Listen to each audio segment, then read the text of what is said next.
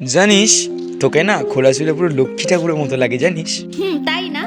আমার এক্সও আমাকে বলতো যে খোলা চুলে থাকলে নাকি আমাকে খুব সুন্দর লাগে।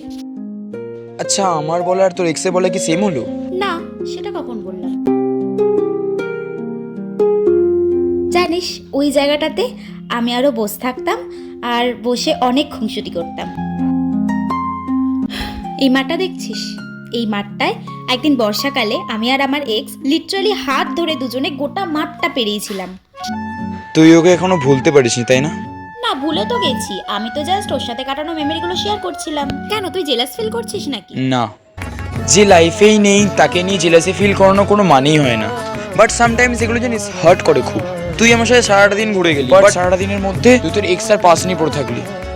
তোর কাছে এগুলো তোর পাস্টে ঘটে যাওয়া গুড মেমোরিজ হতে পারে, বাট না রে, আমার কাছে ছাড়। তুই যেখানে চা খেতিস তোর এক্সের সাথে, ওখানে যাওয়া যাক।